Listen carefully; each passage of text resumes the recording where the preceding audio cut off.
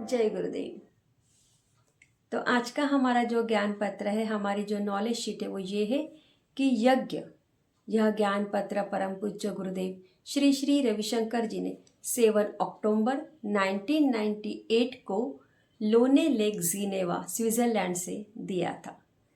तो ये जो ज्ञान पत्र है ना, यज्ञ, देखो यज्ञ का नाम सुनते ही हमारे सामने सबसे पहले क्या आता है? जैसे हम लोग कई बार जो यज्ञ करते हैं, हवन करते हैं, उसी टाइप से, है ना।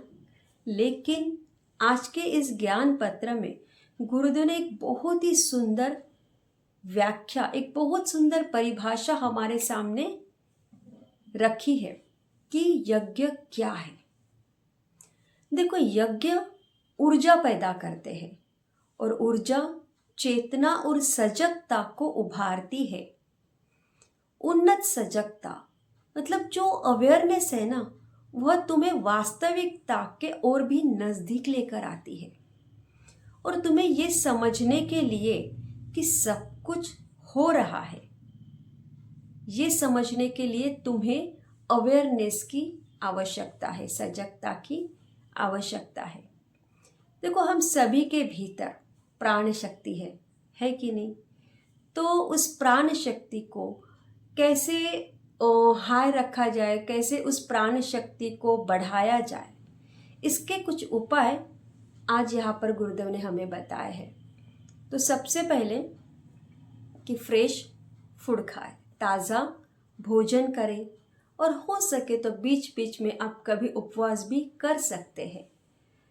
प्राणायाम, सुदर्शन क्रिया और ध्यान को हर रोज़ करें। देखो, जैसे हम सुबह उठते ही ब्रश करते हैं, उसको हम डेंटल हाइजीन बोलते हैं, वैसे ही मेंटल हाइजीन के लिए हर रोज प्राणायाम, सुदर्शन क्रिया और ध्यान करने की आवश्यकता है। इसको अपनी जीवन शैली का एक अंग बनाना चाहिए। मौन रहना, कुछ समय के लिए साइलेंस में रहना बहुत अच्छा होता है। उससे हमारी प्राणा शक्ति हाई रहती है। तो हमारे कई एडवांस कोर्सेस होते हैं, तो उसमें 3 डेज का साइलेंस होता है। तो आप वो कोर्स करके भी 3 दिन साइलेंस में अपने आप के साथ अपने लिए समय बिताए, बहुत अच्छा रहता है ये। ठंडे पानी का स्नान करें। पूर्ण थकान मतलब निद्रा को हावी न होने देना, लाइक जागरण। भावनाओं की पराकाष्ठा, इससे भी प्राण शक्ति हाई रहती है। गुरु की उपस्थिति, जब भी आश्रम में जाते हैं, गुरुदेव से मिलते हैं या फिर सत्संग में बैठते हैं, तो देखा होगा गुरु की उपस्थिति मात्र से ही हमारे भीतर एक ऊर्जा का स्रोत बहने लगता है।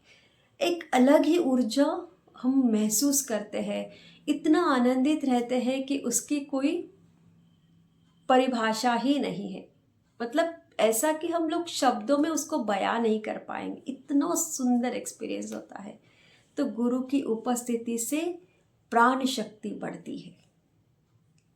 कीर्तन और जाप करना, दातापन रहित दान और कर्तापन रहित सेवा।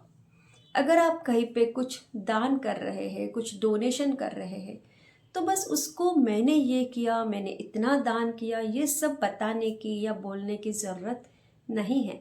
करके खाली हो जाए, मुक्त हो जाए। वैसे ही अगर आप कहीं पर सेवा कर रहे हैं, तो मैंने इतनी सेवा दी है, मैंने ये किया, ये सब नहीं करना है।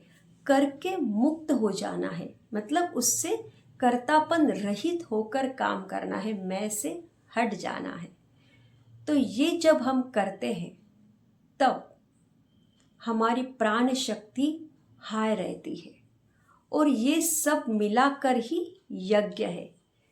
तो कितना सुंदर आज गुरुदेव ने हमें यज्ञ के बारे में बताया ना, कि जब हम ये सब कुछ अपने जीवन में करते हैं तब हम हर रोज़ यज्ञ करते हैं।